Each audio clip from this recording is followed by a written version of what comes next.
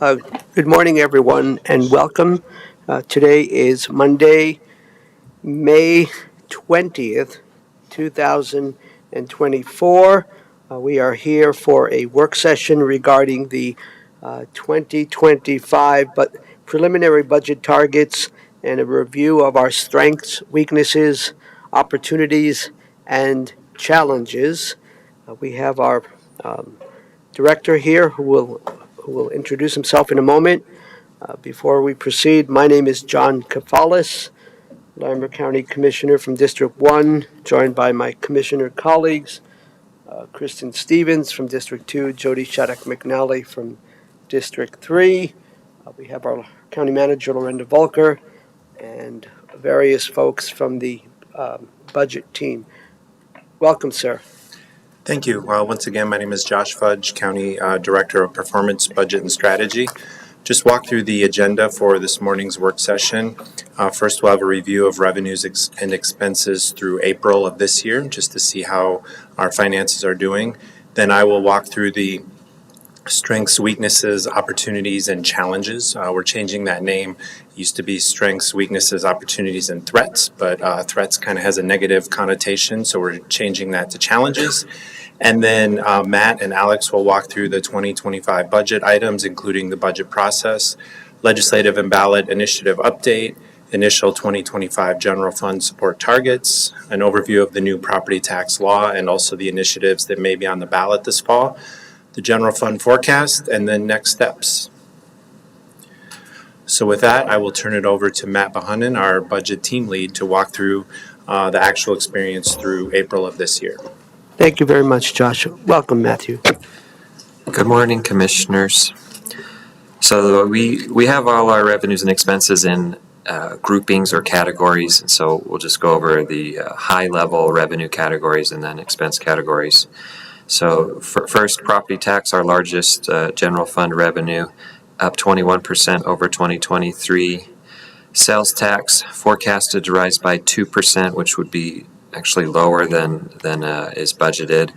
It's a very volatile revenue source. It goes up and down a lot between the years. And so we're going to continue to monitor this and make adjustments with those departments as needed. Interest earnings are down 5% as a category, which is actually above our expected budgeted decrease of 13%. So this is actually a positive. External charges are up 9% as a category. One of those we've been looking at closely is recording fees. With higher interest rates, there have been less refinancing and home purchases, but those have stabilized. They're actually up through April 4%. And then other departments that have external charges like extension, natural resources, clerk and recorder, community development, solid waste are all up at various levels. And some of these are seasonal, natural resources, community development. And so really it's the summer when we'll be able to understand how those are doing as programs individually. Expenses. So personnel, operating capital, those are the big expense categories. Personnel expenses are up 3%. Market increases went into effect January 1st. Same with the step advances for sworn officers, and a lot of the vacancies have been filled. We monitor vacancy rates across the county, and we're keeping a close eye on that, but this is in line with what was budgeted. Operating expenses are up 23% overall as a category. This is not because our budgeted operating expenses are up, 23%, but just the timing of some big expenditures, including the Foothills Gateway pass-through, new behavioral health contract went into effect with Summit Stone, one-time ARPA payments went to external partners, permitting the new landfill, and then just the election cycle. If you exclude all these significant factors, our operating expenses are up 5%, which is closer to what's budgeted. Capital spending is down 46% just due to the timing of spending on facilities, especially at the ranch. And that's right in line with what's budgeted. Happy to answer any questions about the overall changes in revenues and expenses? Yes, thank you, Matthew. I appreciate the pause. Colleagues, do you have any questions regarding what was presented for revenues and expenses? Commissioner Stevens? Sure, I'll ask a question. With the sales tax, so it's forecasted to rise by 2%. What was the budgeted? Can you remind me what we budgeted? 3? So we had budgeted a 5% increase over last year's adopted. Where actuals are, so they're 2% above last year's actuals through April. So while we're up, we are still down from what we had budgeted to be up by, right? Sure. So we're seeing a slowing in retail sales. Is that pretty uniform across the country? Is that something that we? Yes, Yeah. Okay. it's in line. People are With the shifting more interest. purchasing of services over goods, which impacts those sales tax numbers, yeah. Great, thank you. Commissioner Shadrack McNally, do you have anything? Yes, thank you. So, when we talk about 2%, this impacts behavioral health, open space, all the categories. So, think about their budgets. Are they aware of this, and how much of an impact will this have on some of those budgets? Yeah, Like, just generally ballpark. we had a meeting with all of the sales tax departments earlier this year to talk about when is a budget adjustment necessary. So we want to see a material change before we adjust a budget or change programming. And we had decided that a 5% decline below budget would call for a change, like a programmatic change. We're going to change our budget, maybe change expected spending to go with that. The one exception would be the jail operating sales tax.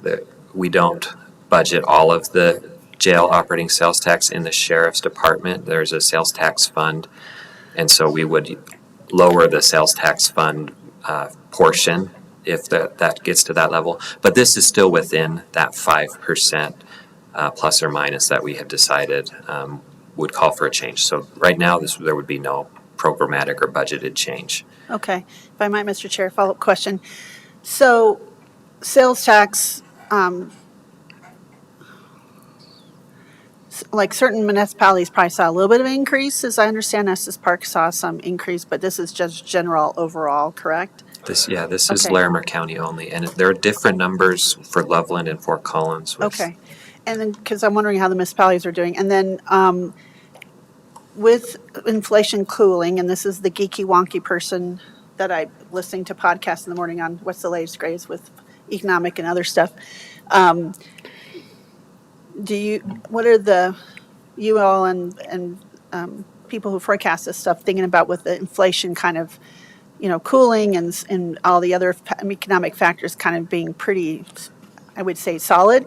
Do we feel like sales tax might tick up with the summer kicking off here soon, or what is? I mean, this is all those factors factored in already? And we'll show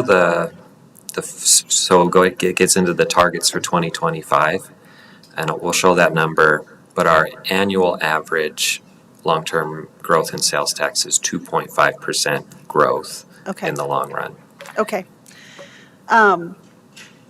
Great. Mixed bag of good news and challenges here, as you said. So thank you for this. I appreciate it. And thanks for answering my questions. I'm thinking out loud, but I was listening to some other reports this morning, and I was wondering how we fit into that. So thank you. Thanks, Commissioner. I have a question for you, Matthew. Regarding the property tax revenue increasing 21% over 2023, can you further explain that, please? Yeah, so the revenues going up by that much are related to the values and the reappraisal from last year, as well as the special session property tax bill that was passed at towards the end of 2023. We did talk to the Treasurer's Office about collection rates to see if these higher values and higher taxes are impacting the amount we're collecting. And we're about right in line with last year in terms of taxes collected to this point in time. Thank you. Please proceed. Okay.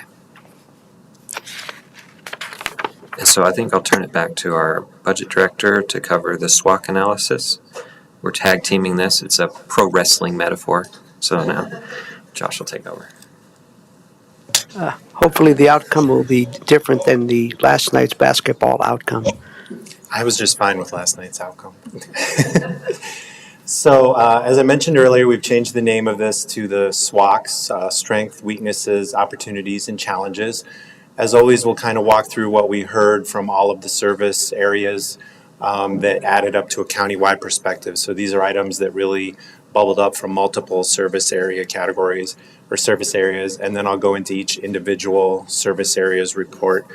This is a distillation of what they provided, kind of the highlights, some of the major issues. They all came up with several issues that are not here, and so I printed off their full reports, and those are with you right now. So we go through this every year, and we've seen things identified in this analysis come up during budget time. It's really a preview of the challenges and things that perhaps the county needs to deal with. So with that, I will just get started with the strengths. May as well start positive.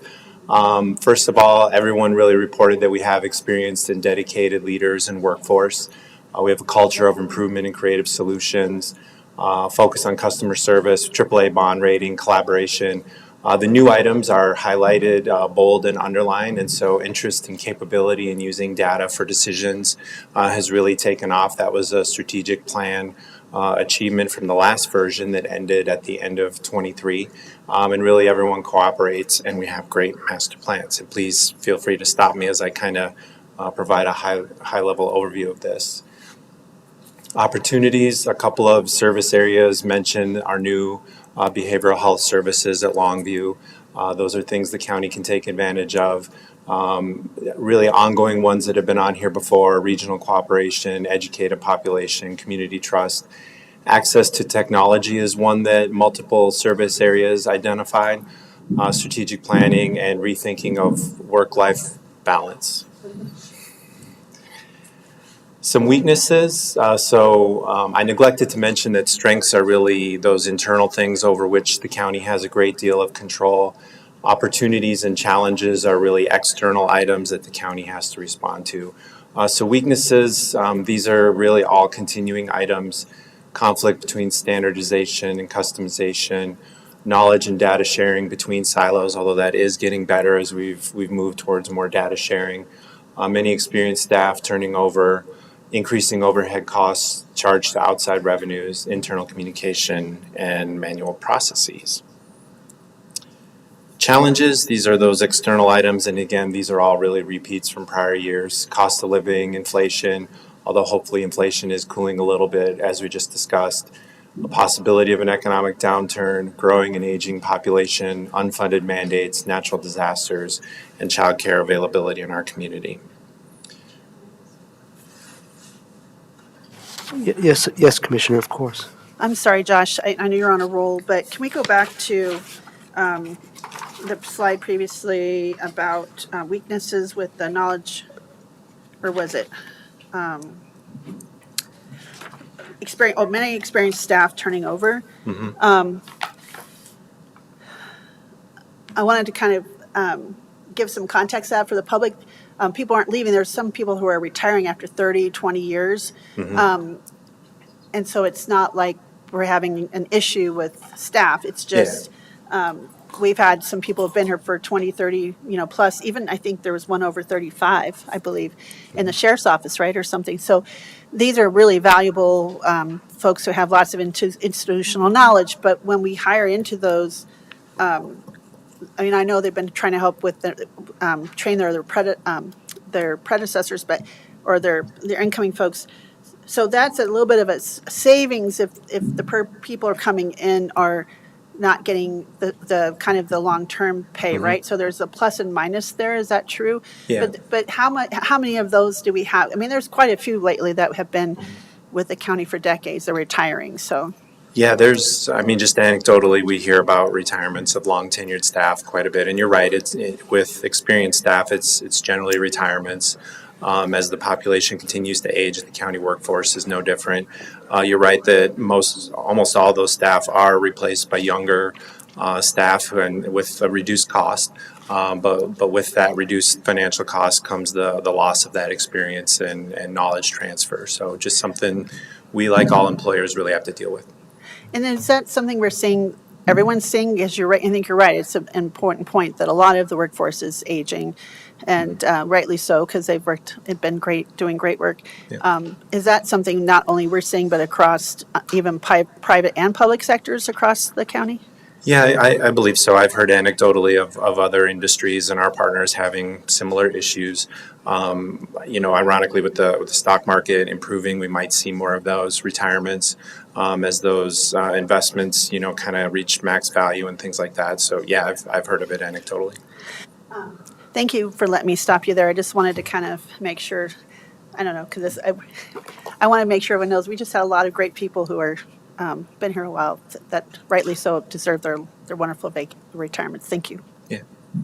Thank you, Commissioner. And I checked with the other commissioner. I think you're good for now. Yeah, I'm good. I want to ask more questions. I mean, I appreciate this, but it's high level, and so kind of, yeah. Then I would like to provide a tiny bit of information and ask a question that might help frame the rest of the presentation and the service areas more specifically. And that is, so on Thursday night, we had the three commissioners were present at the Board of Health meeting, and there was a good, robust conversation about various things. And I'm sure, as you folks know, there's a big emphasis on equity. And so one of the things that one of the board members sent us 5 questions, policy-related questions that I'd like to forward to you folks for your consideration. But underlying all this is the idea that budget decisions that we make, what are we doing specifically to look at how those budget decisions would impact, groups disproportionately. So that's a question. I wonder if you could speak to that at a high level and perhaps how that relates to the various service areas. In other words, the equity and what are we doing specifically as we go through this budget process, to really look at it seriously to see what adjustments we may or may not need to make. Thanks, Yeah, Josh. it's a great question. You will see references to equity throughout the following slides in our service areas. Equity is a new, in the last couple of years, has been a new focus of the budget process. I think for the 24 budget, we added questions in the submissions for departments and offices saying, how does this advance equity, especially with service proposals, those requests for new spending. So we're now making that a criteria as we analyze those things. So, and that will remain, and we can certainly strengthen that as part of the budget process as well. Thank you, sir. Yes, Commissioner Stevens. One thing, as you spoke about equity, I was thinking of one thing. I do think one of our strengths is that we have focused on diversity, that we have made, our application process easier to navigate and things like that. So I do think that one of our strengths is that we have this in mind, because I think in the future, this is really important, and I think that the fact that we've started that work, both from a hiring perspective and from sort of a policy perspective, is a real strength, and I think that's going to bless you. And I think that's going to serve us well in the future. I think that that's going to make us very future.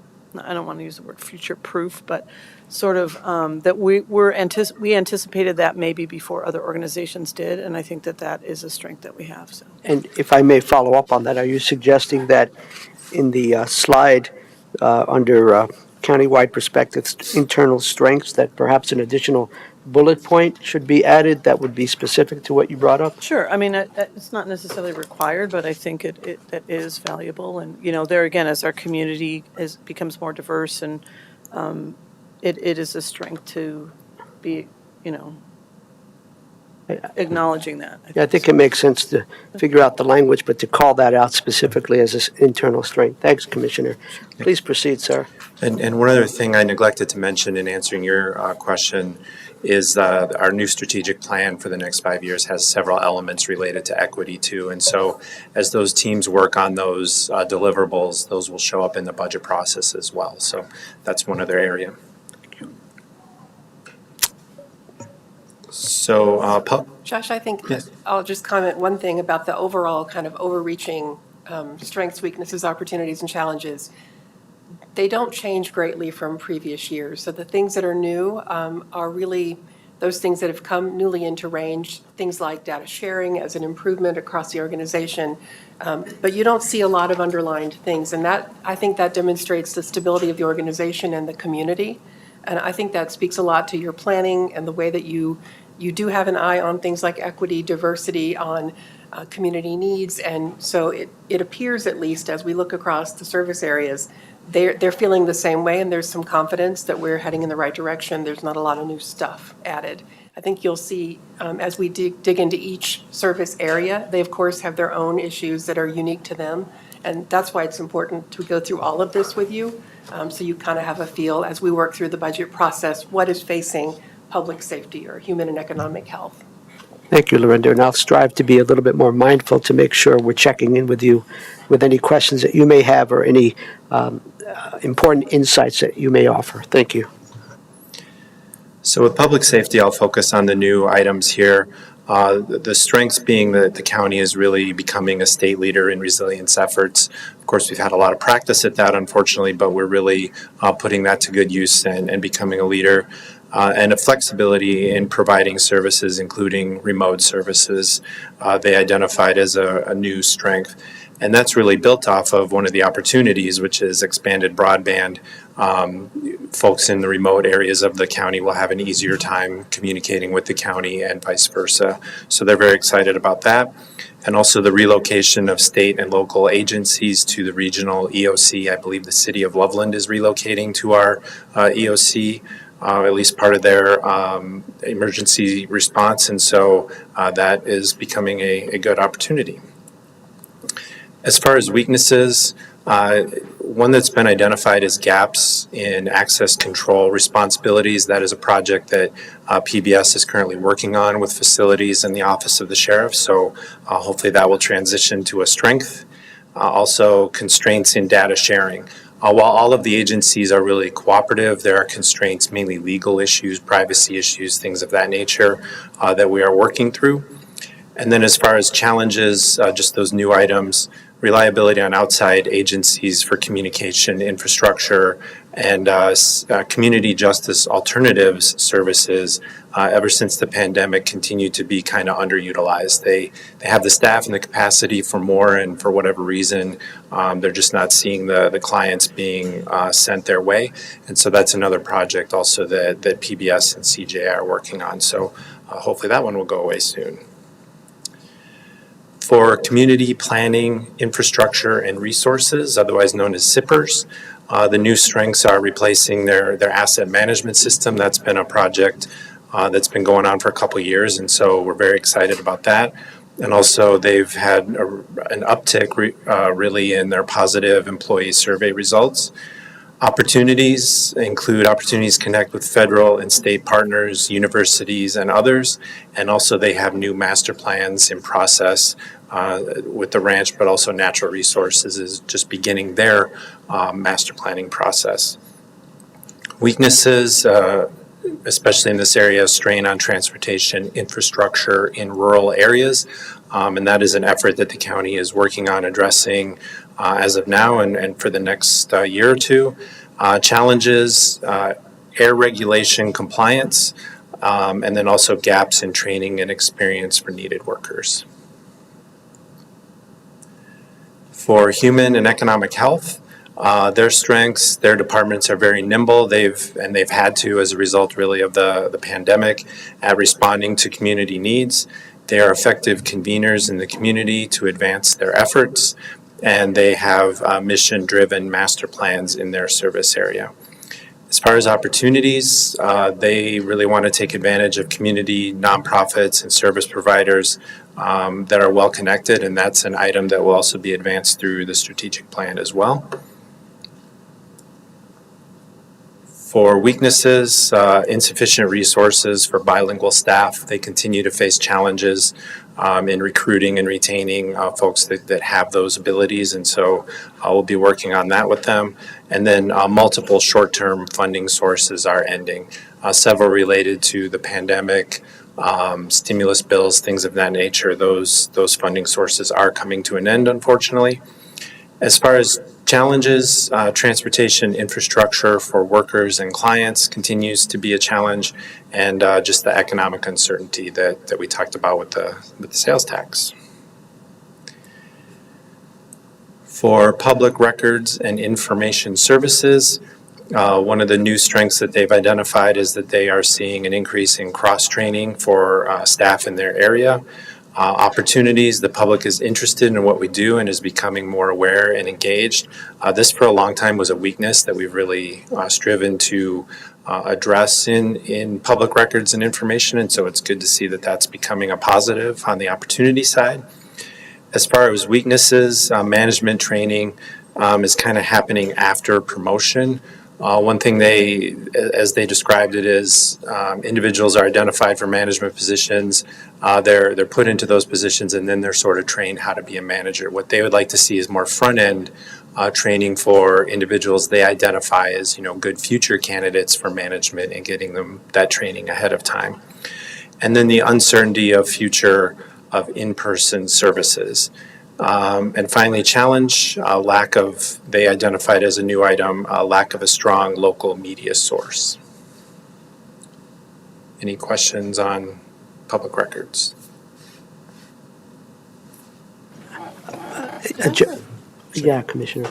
And maybe you said, I apologize if you said this, but was this just sort of the management that was queried on this, or was it all folks in the departments? How did that work? So typically what we do, and I'll let you provide the detail because I know your staff does facilitate these meetings. We take these to the service area director meetings, but prior to that, we ask them to talk to their staff, to reach out to to look at their survey information, look at what they know, what they're hearing from customers, and bring that back so they can distill it to this. Josh, is that fairly accurate? Yep.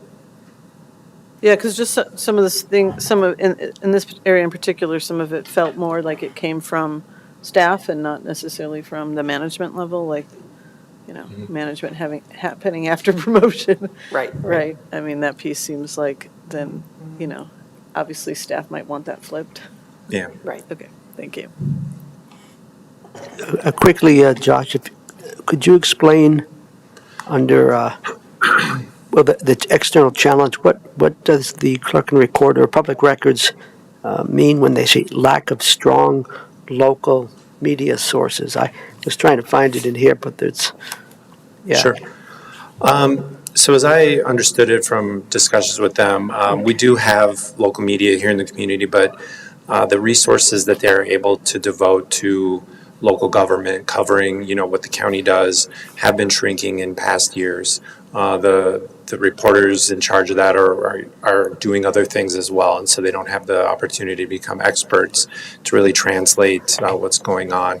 Also, just the splintering of media that we're all kind of familiar with from social media and things of that nature. It's hard to develop a concise message to the whole community because everyone's kind of looking at their own version of media, and so that's how it was explained. Thank you. And just an afterthought, and that is, as we look to, from the Commissioner's office, as we look to review our community outreach strategy, this could be an opportunity for further collaboration with other departments or offices to how we could be more proactive, perhaps, in addressing that gap in what you just described. So I think it's a potential opportunity for us to work together. Thanks, Josh. You're welcome. Finally, is support services. A new strength that they identified is that they're very innovative and adaptive, and also countywide project and change management. I can speak to that. We've had a couple of major projects over the last couple of years that have impacted our area, and the project management and change management has really been a valuable resource and has really helped move things along successfully. Opportunities, collaboration with peers and community for inclusivity. One of the items we discussed before, they're really starting to take advantage of that. And municipal broadband projects, of course, in this area, we're all very excited about that. Weaknesses, increasing complexity of customer departments. This has sort of been an ongoing item, but is becoming more acute as we support services, of course, has a interest and ability to want to standardize things across all of our business units. Of course, the conflict with that is we have very diverse business units doing very different things, and just because of outside factors or technology or things like that, those things are becoming more complex every day. And so our support services departments are really having a challenge dealing with that. But we are getting, fortunately, good cooperation from all of our business units in that area. Grant identification and management. There's been a lot of grants opportunities with stimulus and infrastructure bills that have come forward. We've tried to stay on top of those, but coordination of that has been a challenge. That's another item that's in our new strategic plan as well, and so that will improve over the next couple of years. And then fiscal constraints to implement master plans are an issue in this service area. A challenge, accessibility law compliance. Not sure everyone's familiar with. There's a law at the state level that especially our online presence needs to be accessible to individuals with disabilities. It's a huge challenge because of how much online content the county has. There's also other accessibility items as well. The county is working on complying with that, is very interested in complying that, but it's a big workload. And so that is the end of the strengths, weaknesses, opportunities, and challenges presentation. As I mentioned, there's more detailed information, and you will see these items come up through the budget process as well. But are there any questions? Thank you very much, Josh. Colleagues, questions, comments, observations? Commissioner, do you have anything? I'm assuming you'll bring up, and maybe this is a question for later, about that piece of legislation that was trying to give us another year for accessibility. So that will be in maybe one of the updates. Okay, so I won't ask that question now. Yeah, I don't think it's referenced in future slides. You're right, there was a law change to basically to still encourage compliance now, but not enforce it for another year. And so the county is grateful for that change, and like I said, we're continuing to work on compliance. And do we know that because I went on a committee where it was potentially going to get stalled, and so we know that it is on this way to the governor's desk, or what do we? Yes. Okay, thank you. And before we move on, I wish to acknowledge two things. One is earlier, I neglected to mention that our assistant county manager, Lori Cadrich, is here listening, observing, ready to take action as needed. So I wanted to acknowledge that. I would be remiss if I did not do that. And then my second acknowledgement, perhaps on the lighter side, is that our two, I think it's a strength internally, that our two budget analysts are able to present the budget in such a way that is not only informative and reasonably understandable, it's actually quite entertaining. So I believe in future analyses, you may want to include that as one of the items. Thank you. Definitely. Okay. Please proceed, good sir. We try to make it interesting. So I guess I'll just walk through the upcoming 2025 budget process. You might remember the law that passed last year in the special session changed a lot of the deadlines for the 2024 budget. That was for 1 year only, and so now the deadlines are back to their normal process that in years before. So today we're walking through our SWOT analysis and also providing the initial general fund projection and targets. Throughout May, the budget office will prepare instructions and the software and get those out to departments. There is also a budget retreat coming up on Wednesday, May 22nd. Throughout June and August, the departments and elected offices will prepare their requests, and those requests are due in August. Throughout the summer, we will work on public outreach related to the budget, community conversations, however you want to move forward with that. On June 26th, Human Resources will have a work session where they will make recommendations and the commissioners will provide direction on compensation changes for 2025. Throughout August and September, the county manager and the budget office will have our usual meetings with offices and departments. And so that's a fun process.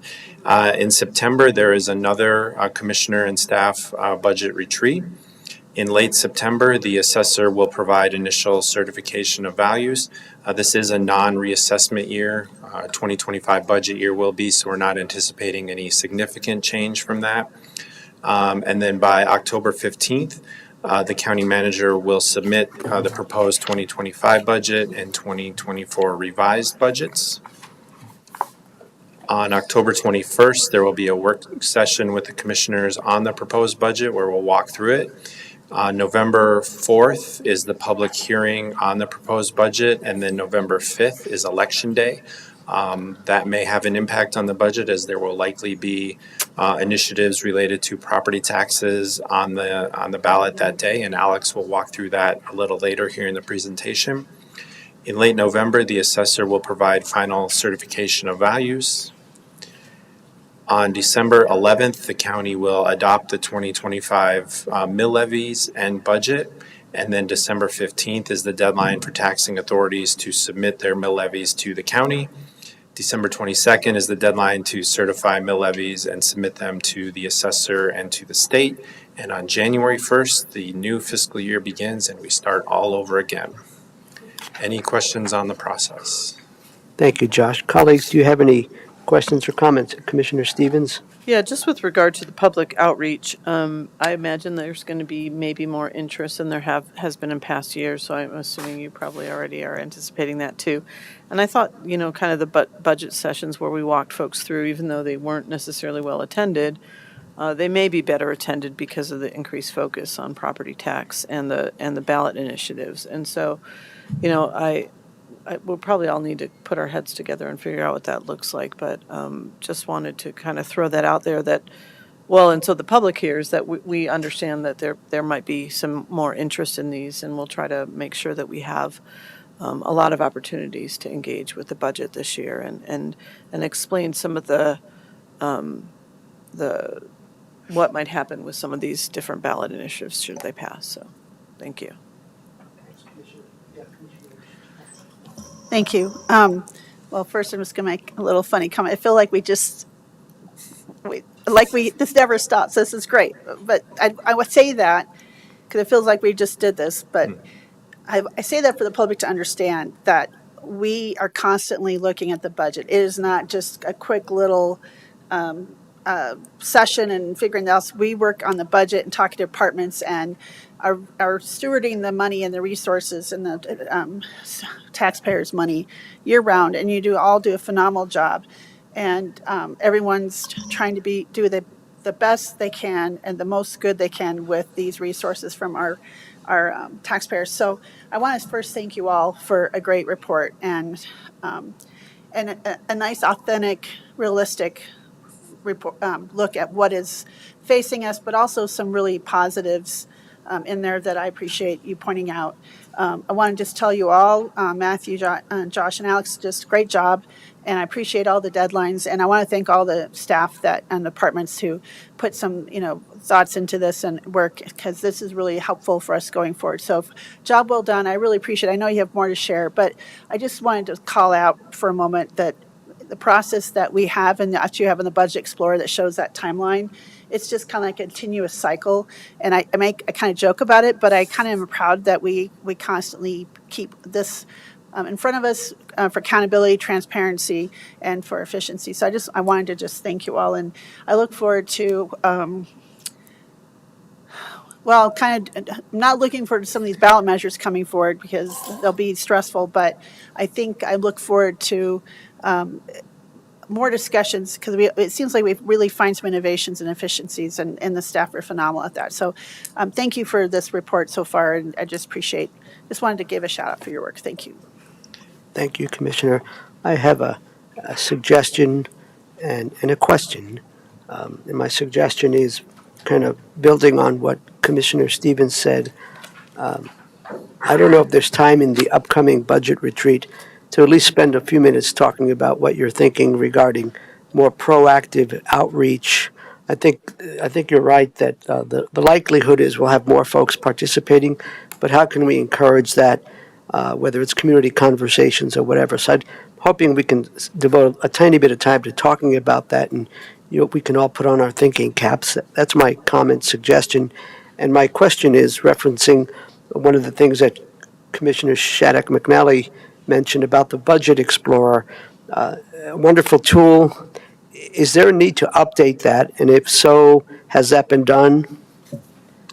Yeah, first, thank you for the shout out, and Of course. you're right, we couldn't do it without the staff out in the departments and elected offices as well. They're great to work with and really helpful.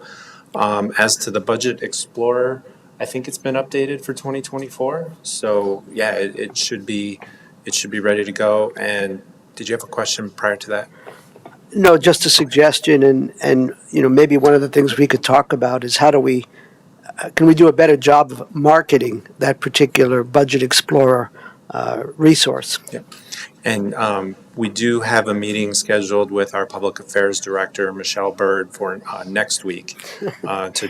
We hope to do it before the retreat, but we couldn't find the time. So we're going to start working on that, and we will have time at the retreat to discuss it as well. And Josh, before we move on, Lorenda, is there anything you'd like to add or a question perhaps? No, I think I was going to say exactly what Josh just said, that we have that as an item for you all to begin to talk about tomorrow. What ideas do you have that we might put into the mix for Michelle and her team to build a communication plan around? Because we know there's much more interest in how the county spends the money that the property taxes provide to us and what decisions get made around those. So we know we can do more, and hopefully people will come and be interested, or at a minimum, we'll watch the recorded work sessions like this to be able to learn more and then come back to us with individual questions. So we want to be a little bit nimble and be able to schedule things as needed, but we do need to have a communication plan and program for this budget year. Thank you. All right, thank you. And with that, I will tap out and turn it back over to Matt to walk through the initial budget targets.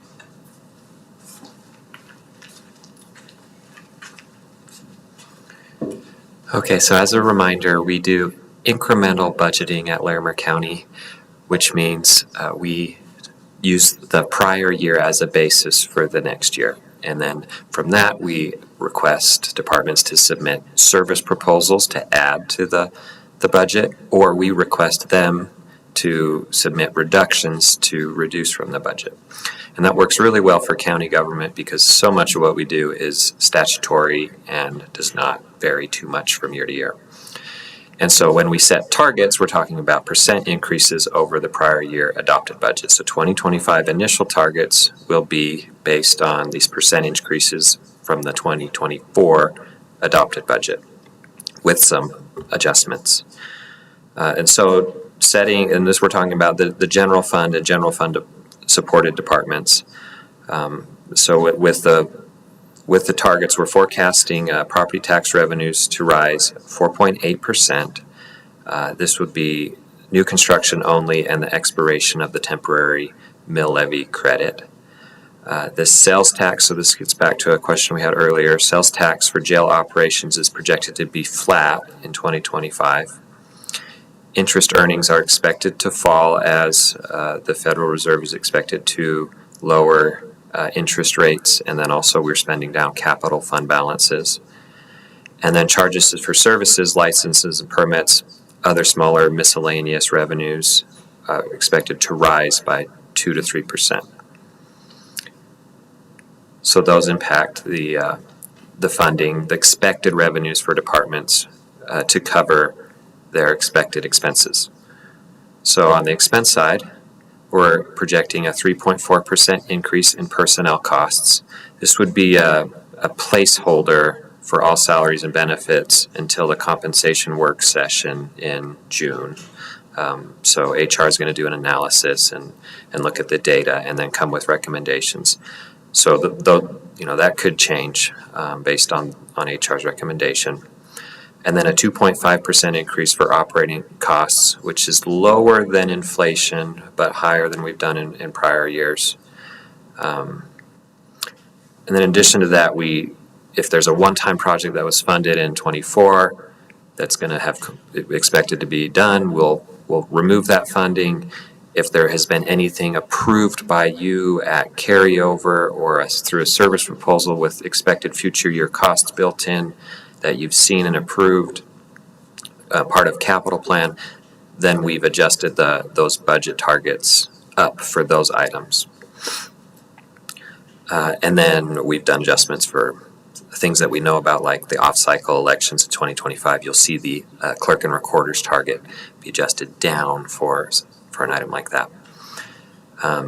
In our forecast, we are expecting another $1 million for jail expansion staffing, but the vacancy rate at the jail is still 20%. And so until we see that be higher, as the sheriff is working diligently to fill those positions, we may see a request either next year or later this year to add that to the target. But as of now, it's not built into the target. Okay, so those are the main assumptions, and then these are the specific targets for every department. With some of in the notes column, you'll see those one-time items either coming off or being added in addition to our budget director likes to say, spread the peanut butter for the operating and personnel. And so I won't read every one of these numbers, but I'll just call out that the new appraisers approved at carryover are included in the assessor's target. Again, the off-year election cycle will reduce the clerk and recorder's target there. Board of Equalization target it's almost 4,000% increase, but it's really just under 100,000 for the reappraisal cycle, the assessment cycle there. The coroner's office has seen a reduction in the amount of non-county autopsies performed at that facility, which we charge for. And so there's a slight reduction in their revenue target, which increases their amount of county support needed to cover their expenses. So that's included there. Our office, or county manager, so your office, county manager and Board of County Commissioners, we're removing a revenue for a FEMA Climate Smart grant, which would increase the budget target there. And then in our office, performance budget and strategy, our budget analyst position had been funded for 2 years by ARPA funding. So that's shifting to the general fund in 2025. And so those are all included in the targets, right? Any questions about any of those items? Thank you, Matthew. Commissioner Shadrack McNally. Thank you, Mr. Chair. Matthew, maybe you said this and I didn't catch it. Back to the clerk and recorder election year costs. Is this kind of natural in a presidential year to have these costs, and so it kind of has this dip every year? It's not unusual, or is this an unusual?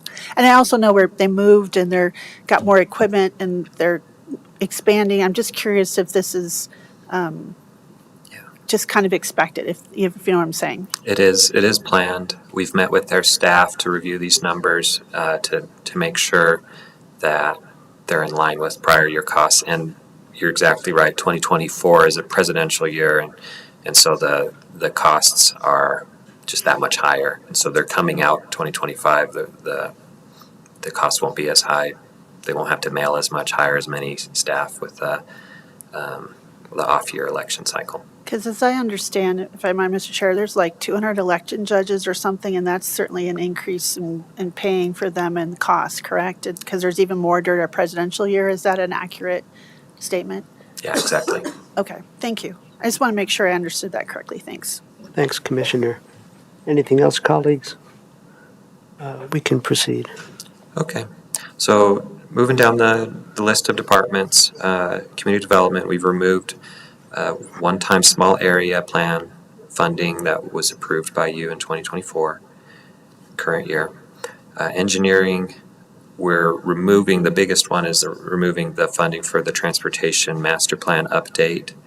And then there's some funding that had been put in to cover additional costs for the BDAM IGA intergovernmental agreement, and then some GIS license costs from IT. Community justice alternatives includes adjustments for pay grade changes approved at the 2024 carryover work session, if you recall that item. District attorney, some of their approved service proposals were half-year funding in 2024 or phased-in staffing, and so the 2025 target would include a full year of those positions. And then the ADA capital is unchanged, and we had a question from the board about this. It's been $150,000 for many years, and with inflation and cost increase, there was a question, why hadn't this been updated? And so we checked, and this had been what they had submitted. They have been working with facilities to supplement facilities funding where appropriate to make the most of upgrades or remodels that were happening already.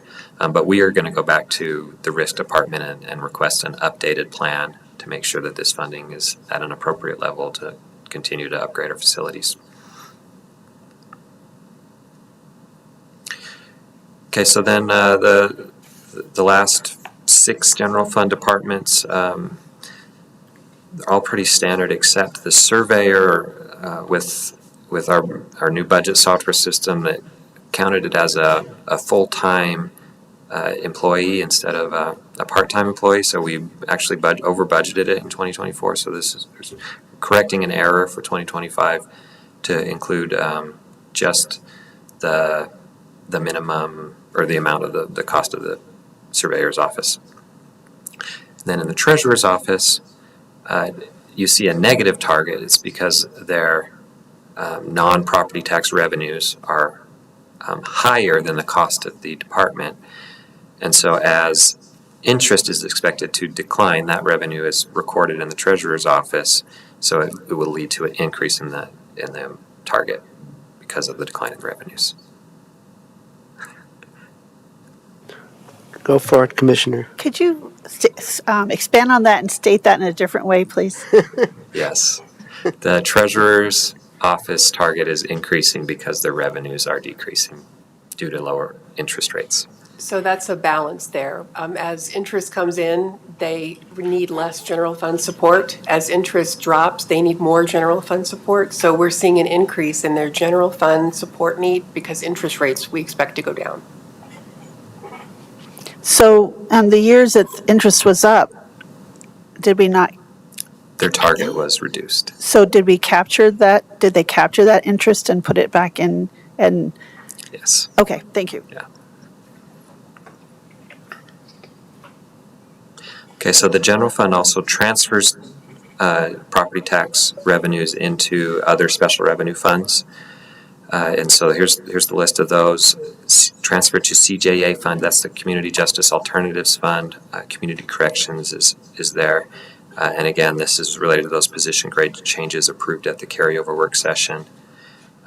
Parks, transfer to Parks would be reduced to 0 in 2026 as part of their 3-year phased-in reduction proposal from 2024. So this 2025 would be their final year of general fund support in the Parks Fund. And then there is the final transfer to facilities capital for the Fleet Campus in 2025. And then an adjustment made last year to the Fund 522 replacement fund where we took some radios and cameras out of the equipment fund and put it into the IT capital fund is reflected there. And the rest are standard spread the peanut butter increases for inflation. This includes increases to the Health and Environment mill levy, Human Services mill levy, Road and Bridge mill levy for their expected cost increases in those funds, which are non-general fund property tax supported programs.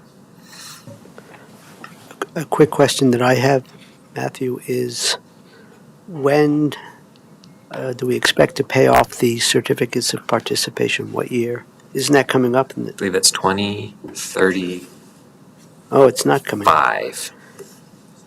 2035? I believe that's the final Oh, year. that's 10 years from now. Yeah, Okay. we'll get that. That's either 34 or 35, and I'll Okay. follow up with you on that one. Thank you. Yeah. Okay, so two issues that are related, and we'll talk more about these on Wednesday at our budget retreat. The cost of internal services have been rising more quickly than the funding that we've been allocating to departments. So above the baseline 2.5% increase, the initial IT charges, so for your laptops and your users, every department is charged by IT, so it's an internal charge for those costs. They're expected to rise by 5%. And so the departments have said, you're giving us 2.5% operating target increase, but your internal charges are going up by more than that. Can you include the difference in our targets? And so and it's not that much money. It's $80,000 spread over all the departments. But as a matter of principle and helping departments cover their costs that they don't necessarily have control over, we're proposing increasing the budget targets as they come in over the summer. And so this is just an example for IT above that 2.5% baseline. So for IT, it would be 80,000 across all departments. As fleet or facilities comes in, we might look at those issues as well to increase targets above the 2.5%. And then there's an indirect cost that's applied to all departments and programs that charge external customers a fee. Or if we receive a grant from the state or from the federal government, there's an indirect rate that's calculated by a consultant to do a cost allocation plan based on the salaries and benefits of those programs that are supported by those outside revenues to help cover the cost of overhead, budget, HR, county attorney, IT, facilities. And so those costs have been rising again above the amount that the external revenues have been increasing. And so we're looking at that issue, and we can discuss it more on Wednesday on how to best address it. But these internal charges have been rising, and the departments have been bringing them up as a concern. So I'll give you an example. Natural resources is not funded by the general fund, but we want them to be able to take advantage of HR payroll. We want them to be able to call the county attorney. We want them to use finance accounting. And so those internal charges are calculated in a way that is charged to these non-general fund departments as if it was an outside service. Hope that helps. And a question I have here, Matthew, is also at Thursday night's Board of Health meeting. Later on in the meeting, there was a discussion about the decrease in WIC, Women, Infant, and Children, administrative revenue, and they were proposing to request a waiver of some of these indirect costs regarding rental charges for the WIC program. I suspect you're aware of that, and well, that's something we'll need to consider. Is that correct, sir? Yeah, that's a practice we've had for the past few years. Departments may submit a waiver to not have to pay the indirect rate into the countywide general fund, and you've approved that in some limited cases.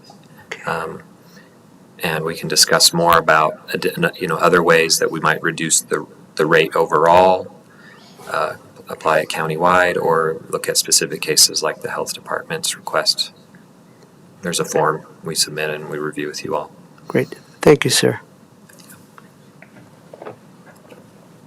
Okay, now I'm going to turn it over to Alex Jordan, who has been analyzing and following property tax laws and bills and initiatives that have been proceeding through the process. Seems like we do this every year. Alex, I'm going to take over. Good morning. I'm just going to sit this down here. All right. If you have all been following along, the legislative session for the Colorado General Assembly just ended. And so with that, we have a new bill that was just passed, Senate Bill 24-233. And what that does is it will implement a 5.5% cap year over year for property tax revenue increases. In addition, it lowers the residential and commercial assessment rates. We have those broken down on the table there. I do want to note that the 2025 rate for residential, that's a slight error there. It should be 6.4%. There's a temporary reduction there. But it will climb back up to 6.95% for tax year 2026. This residential property tax cap at 5.5% can be overridden by a vote of the people of a taxing district, should they choose to do so. And then one other interesting thing to note here is that it splits the the assessment rates into school districts versus non-school districts, so school districts versus local districts. So these rates you see up here apply to local government entities, so Larimer County. But for school districts, for example, residential rates will be set at 7.15%. So that will provide some additional revenue for those school districts moving forward. Additionally, go ahead, I'm sorry. No need to be sorry, Alex. I did have a question on the Sure. previous. If you could go back to the previous slide. Perhaps two questions. One is regarding the 5.5% property tax revenue cap. What happens if the revenue exceeds that? What are we supposed to do about that? So there are a couple of mechanisms that are spelled out in the legislation. I believe the most common one would be to issue Credit? a credit like we did this last year. Thank you. And one other question regarding the split assessment rates and indicating that the residential assessment rate that applies to school districts would be 7.15%. Does that mean keeping that revenue where it needs to be? There's less need for the state to backfill, or how does that intersect perhaps with the senior homestead property tax exemption, because the state is required to backfill when there's that reduced revenue? Can you speak to that a little bit? Yeah, so the intention of this was to, as I understand it, was to get the state out of the backfill game. So with increasing not increasing, but holding those assessment rates steady for the schools, but reducing them for local governments, it would allow the state to stop backfilling for those school districts. With regards to the senior homestead exemption, there was a separate bill. Yes, I know. Oh, Yeah. okay, sorry. Well, I mean, there's an intersection, but I guess my final question on this slide would be regarding the split assessment rate. So does that mean when we get our property tax statement, there will be a line item that says county government or city of municipality, that assessment rate will be 6.4, and another line item that says 7.15 for the schools? That would be my understanding. I think we would need to check with the treasurer to be sure how that would appear moving forward. I think there's some details to be decided on. Okay. Okay, thank you, Alex. Yeah, any further? Looks like Commissioner Shattuck Sure. McNally. So you stated this was tried to decouple to kind of get out of the backfill business, but forgive my question, but because of all the tax increment in urban renewal authorities, there's still dozens across the state where the state will still have to backfill the diverted school property taxes and county property taxes, but not ours, but the school property taxes for all of those school districts across the state for even with this bill, right? Because that's millions of dollars every year, so they're still having to do that, right? So they're not really completely getting out of that business because that is still happening. Right. And so, is there any? And forgive me, it's at the end trying to catch up with all of that. Is there any money or thought to how the state is going to help message this and help educate folks about this property tax bill and what this means and the differences, or is that all up to us at a local level to try to navigate? And maybe that's a question for Lorenda, to navigate and help educate when this is something that was done at the state level and not ours. So are they going to help spread the word? Just curious. I haven't seen any indication that there's a plan to do so. So at this point, I would assume that it's at, the local taxing jurisdiction level to kind of inform their citizens how this will impact their tax bills moving forward. But I would leave that up to the state to determine whether they're going to message anything. Thank you, Alex, for being patient with my questions. Oh, of course. And one final thought, Certainly. based on the conversation that I just heard. It seems like the split assessment rates, certainly there'll be a need to inform the public about all this and try to make sense out of it. But it seems to me that it could have implications for the current discussion about any proposed mill levy overrides to address some of the budget shortfalls. So I just dawned on me that it may have implications for that discussion. No need to respond to that. Sure. Thanks. Please continue, sir. Yeah, of course. All right. So some of the things we've been talking about over this past year are the potential ballot initiatives that voters will be voting on this coming November. Initiative 50, as you know, had gathered or reached the signature threshold to appear on the ballot earlier in 2023. As of now, that's still currently the only ballot initiative regarding property taxes that will appear on the November ballot. And just to recap, what Initiative 50 would do would be to cap property tax revenue growth statewide at 4%. And the full bill text is as it appears right here. It's quite short. And you'll note that it doesn't make any exceptions for high inflation or new construction. It would not allow any exemptions for expiring TIF district revenue. There is the potential for a ratcheting effect, and we'll look at our Green Mountain graph here when Matthew comes back up in a moment to kind of look at what that would do to the general fund moving forward. And one additional thing that we wanted to point out here is that it would be kind of unclear how this would work. There would probably be some court cases moving forward, because if certain taxing jurisdictions revenues were to grow at a high rate, and there would be obviously some that didn't grow as much, it would be at this point it would seem that there would need to be some discussions about how to allocate the various growth between those two districts, if that makes sense. But the other initiative that is currently being their signature gathering effort has begun for it is Initiative 108. We don't have a slide for this one, but it would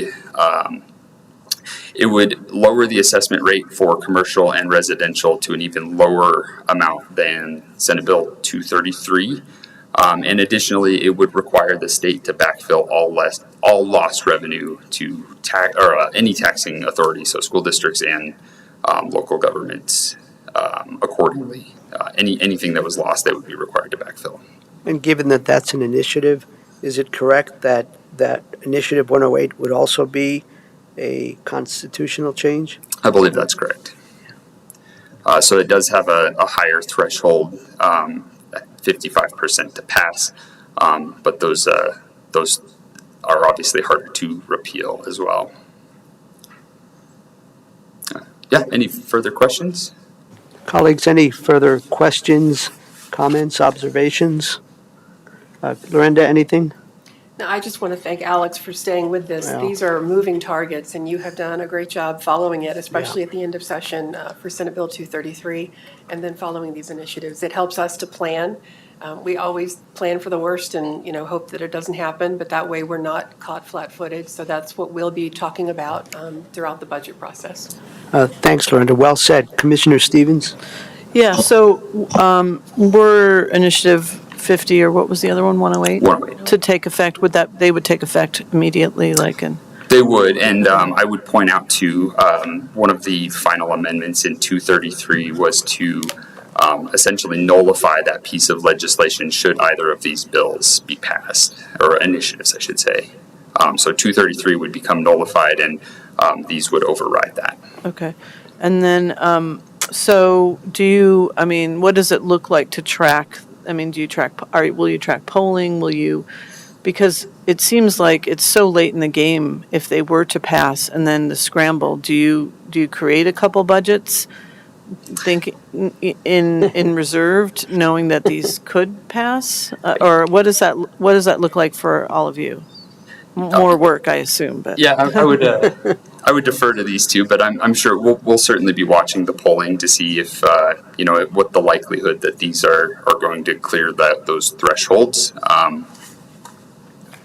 And I think if you think about what I think Matthew presented early on, and I'm looking for the slide, we're not expecting revenue to grow substantially this year because it's a non-appraisal year. So we think we have 12 months to come to that solution, but we will be asking departments and offices if we are having to scale back to just statutory work, what does that look like for your area? So we're working on both, but we won't have two parallel budgets this year because we do have a little time to recover.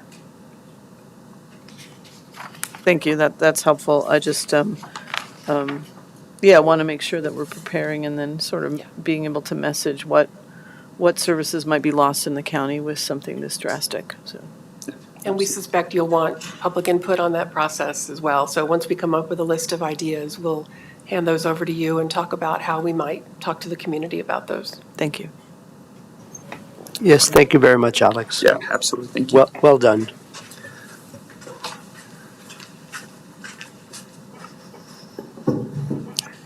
Okay, so then the final few slides are about what does this all mean and what does this do to our forecast. We have some assumptions, which many of them you've seen from the carryover work session. We talk about levers to pull.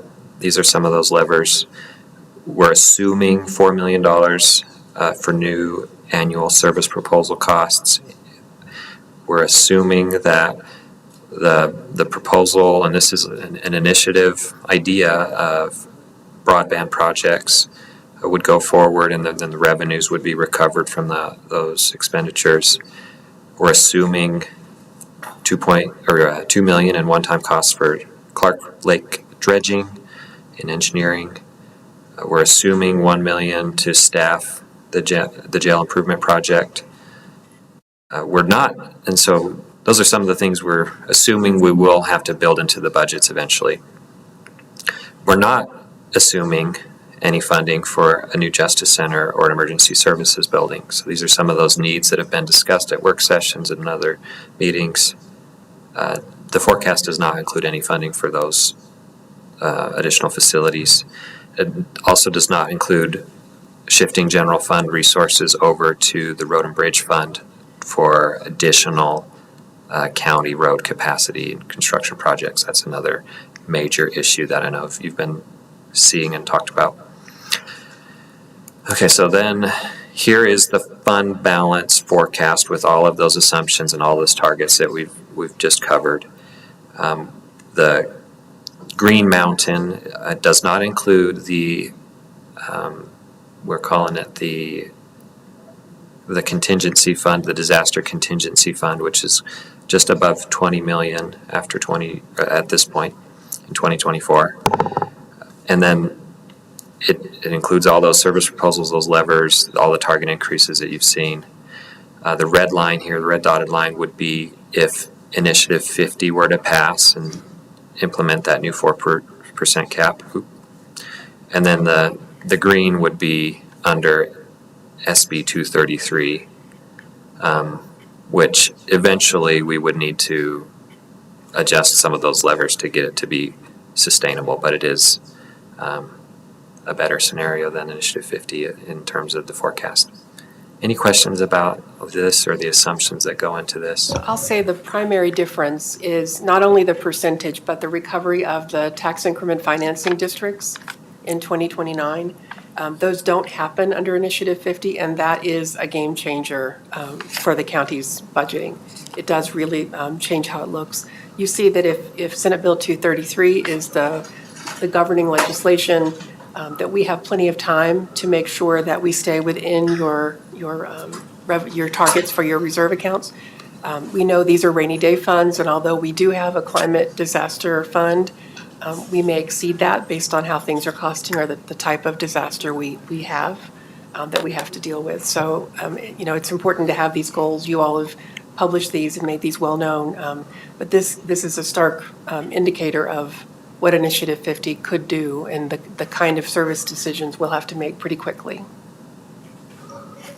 And according to the graph, it shows that by 2030, we would get to that 10% minimum reserve. Is that right? Yeah, and I should point out that 10% of annual operating expenses. And if we get to that point, then some of the things that our county manager talked about we'd have to consider those levers or those Yes. options. Yes, we would. One other question I have on a previous slide when you said we wouldn't be, yeah, thank you, sir. New funding for county road capacity or moving general fund dollars to road and bridge. Didn't we allocate $5+ million in ARPA funds?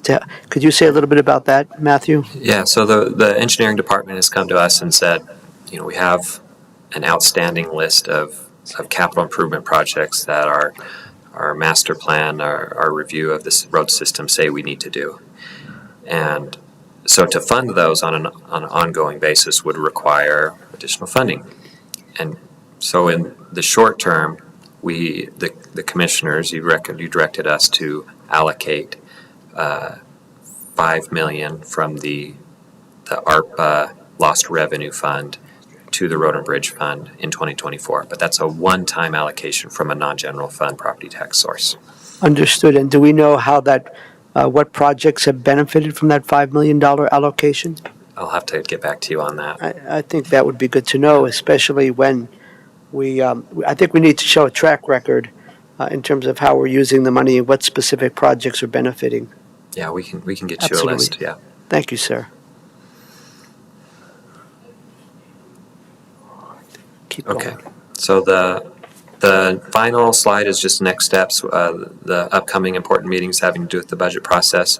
So this Wednesday at 8 a.m. in Lake Arrowhead Conference Room on the 4th floor of this building at 200 West Oak, we're going to have a budget retreat with you all, and we'll talk about some of these major issues in more detail. I think it's this Friday, budget kickoff with staff. So this is where we release these initial budget targets, and we say, please, over the summer, we're going to meet with you or submit your service proposal requests, which will be due at the first Friday and second Friday in August.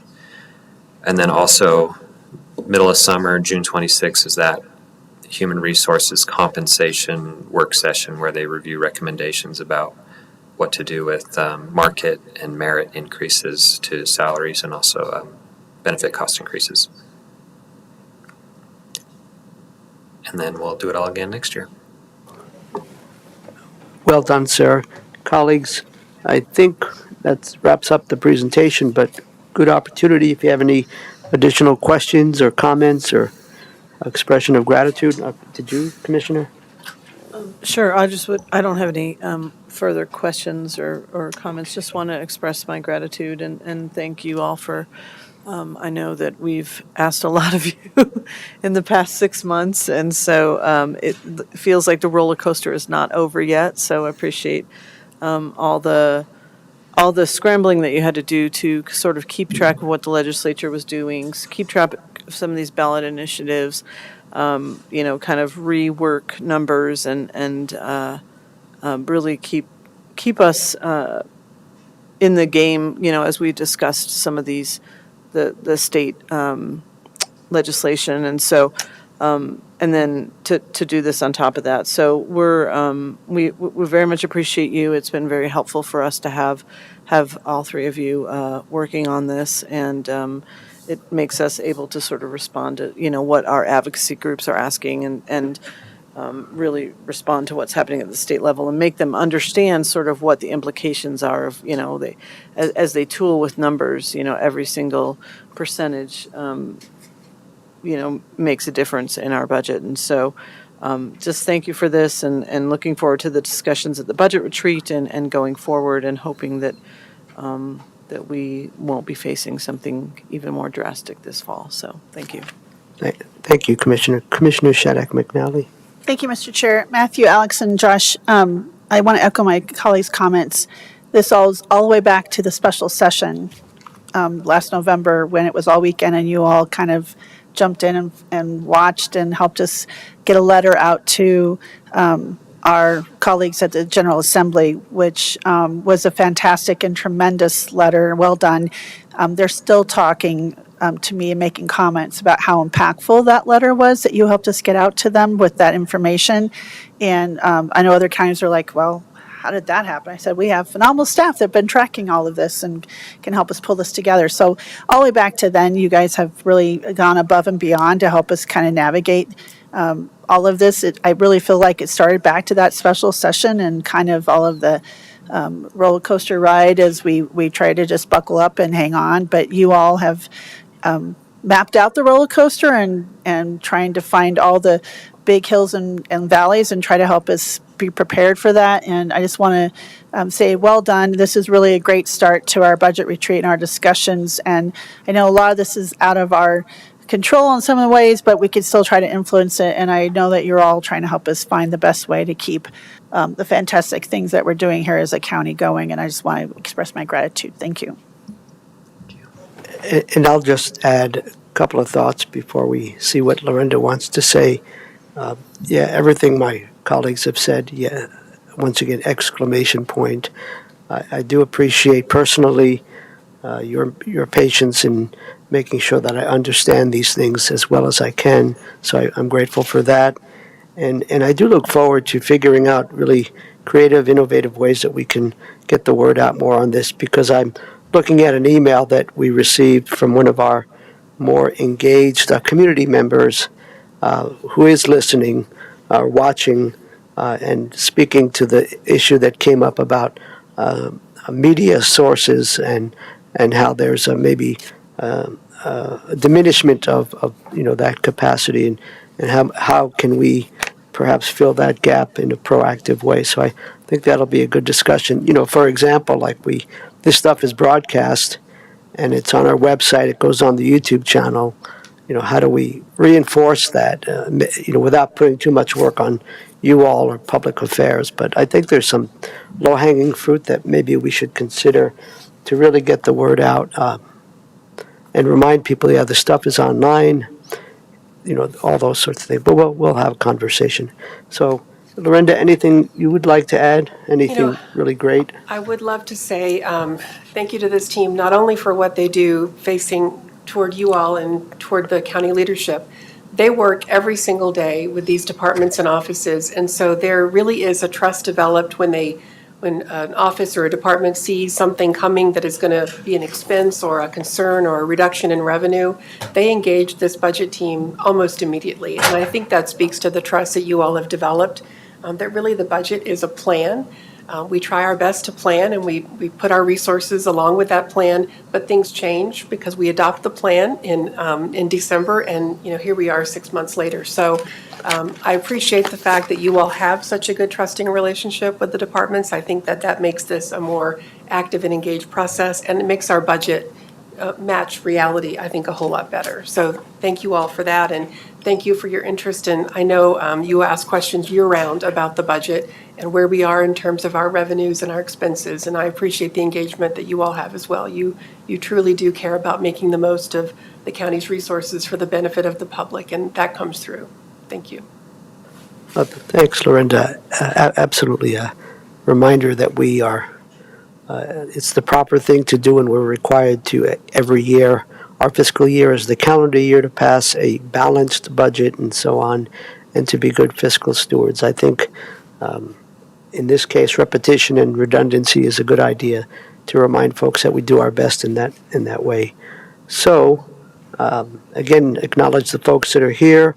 It's 11:24 a.m. and we are adjourned.